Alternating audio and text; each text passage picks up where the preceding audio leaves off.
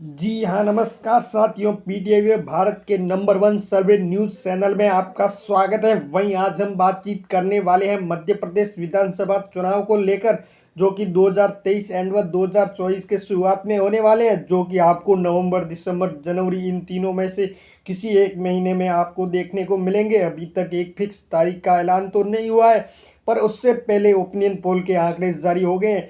और मध्य प्रदेश के साथ ही कई राज्यों के इलेक्शन भी है, जो कि राजस्थान, तेलंगाना, छत्तीसगढ़, इनको लेकर भी सर्वे के आंकड़े जानना चाहते हो तो हमारे चैनल पीटीआई से जुड़े रहिएगा। कुछ समय पहले कर्नाटक में भी चुनाव हुए थे, वहाँ भी हमारा एग्जिट पोल एकदम सही साबित हुआ। आप हमारे चैनल पर नए हो तो सब्सक्राइब ज़रूर करें और कमेंट में राय ज़रूर बताएं। हम आपको बताने वाले हैं मध्य प्रदेश विधानसभा चुनाव में कौन बनेगा अगला मुख्यमंत्री, किसकी बनेगी अगली सरकार। आइए देखते हैं मध्य प्रदेश के अंदर किसकी सरकार बनने वाली है, किस पार्टी की कितनी सीटें आ रही है, जिसके सामने हम जिलों का वर्गीकरण बताने वाले हैं। जिसमें पहला जिला हम आपके सामने लेकर आए हैं। पहला जिला है मुरैया, जिसमें कुल 6 विधानसभा की सीटें हैं, जिसमें 2 बीजेपी के खाते में, 4 कांग्रेस के खाते में, बीएसपी के खाते में 0 व अन्य पार्टियों के खाते में 0 सीट जाती हुई नजर आ रही है। अब हम बढ़ते हैं अगले जिले की ओर, जिसमें अगला जिला है छिंदवाड़ा, जिसमें कुल 7 विधानसभा की सीटें हैं, जिसमें बीजेपी के खाते में 1, कांग्रेस के खाते में 6, बीएसपी के खाते व अन्य पार्टियों के खाते में 0 सीट जाती हुई नजर आ रही है। अब हम बढ़ते हैं अगले जिले की ओर। अगला जिला है भोपाल, जिसमें कुल 7 विधानसभा की सीटें हैं, जिसमें बीजेपी के खाते में 2, कांग्रेस के खाते में 5, बीएसपी के खाते में 1, अन्य पार्टियों के खाते में 0 सीट जाती हुई नजर आ रही है। इसी के साथ ही हम बढ़ते हैं अगले जिले की ओर। अगला जिला है ग्वालियर, जहां से कुल 6 विधानसभा की सीटें हैं, जिसमें बीजेपी के खाते में 2, कांग्रेस के खाते में 3, बीएसपी खाते में 1, अन्य पार्टियों के खाते में 0 सीट जाती हुई नजर आ रही है।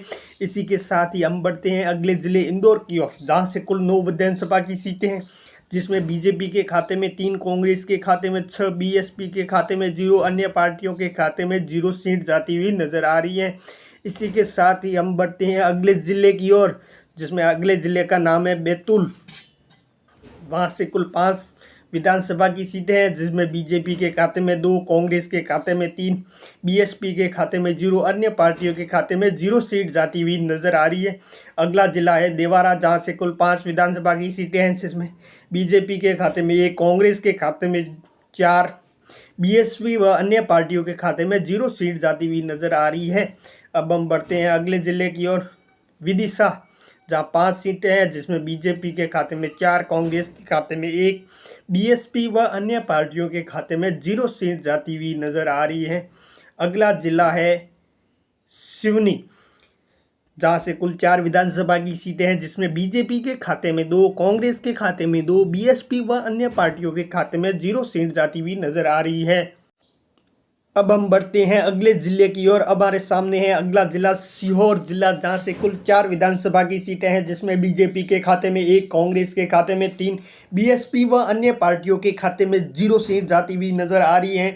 इसी के साथ ही हम चलते हैं अगले जिले की ओर। अगला जिला है सताना, जहां से कुल 7 विधानसभा की सीटें हैं, जिसमें बीजेपी के खाते में 4, कांग्रेस के खाते में 4, बीएसपी के खाते में 0 सीट जाती हुई नजर आ रही है। और इसी के साथ ही हम बढ़ते हैं अगले जिले की ओर। अगला जिला है बालाघाट जिला, जहां से कुल 6 विधानसभा की सीटें हैं, जिसमें बीजेपी के खाते में 2, कांग्रेस के खाते में 4, बीएसपी व अन्य पार्टियों के खाते में 0 सीट जाती हुई नजर आ रही है। इसी के साथ ही हम बढ़ते हैं अगले जिले की ओर। अगला जिला है जबलपुर, जहां से कुल 8 सीटें हैं, जिसमें बीजेपी के खाते में 3, कांग्रेस के खाते में 5, बीएसपी व अन्य पार्टियों का यहाँ से खाता भी नहीं खुला, जिनको यहाँ पर 0 सीट देखने को मिली। अब हम बढ़ते हैं अगले जिले की ओर। अगला जिला है रायसेन जिला, जहाँ से कुल 4 सीटें हैं, जिसमें बीजेपी के खाते में 1, कांग्रेस के खाते में 3, बीएसपी व अन्य पार्टियों के खाते में 0 सीट जाती हुई नजर आ रही हैं।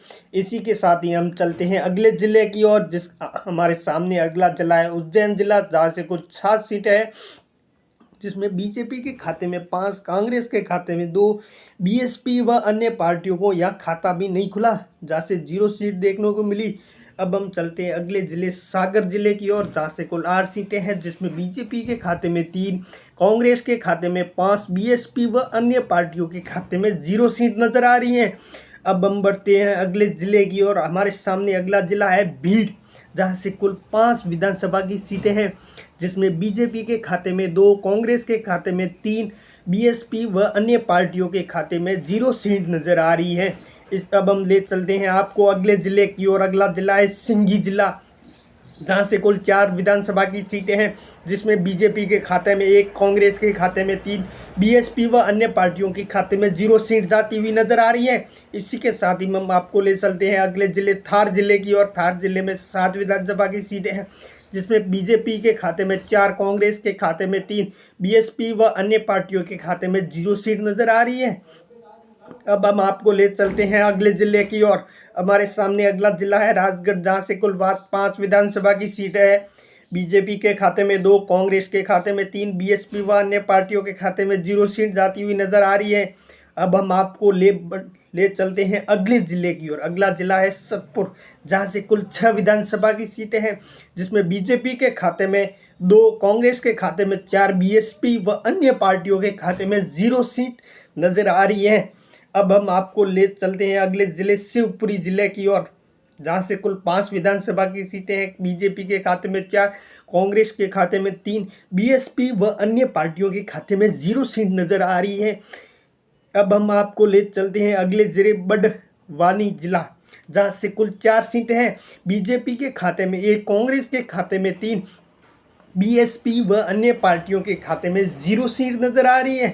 अब हम आपको ले चलते हैं अगले जिले की ओर। अगला जिला है कटनी जिला, जहाँ से कुल 4 विधानसभा की सीटें हैं, 2 बीजेपी के खाते में, 2 ही कांग्रेस के खाते में। जी हाँ साथियों, कांग्रेस और बीजेपी यहाँ इस जिले के अंदर बराबर सीटें ला रही है, बीएसपी व अन्य पार्टियों को 0 सीट नजर आ रही है।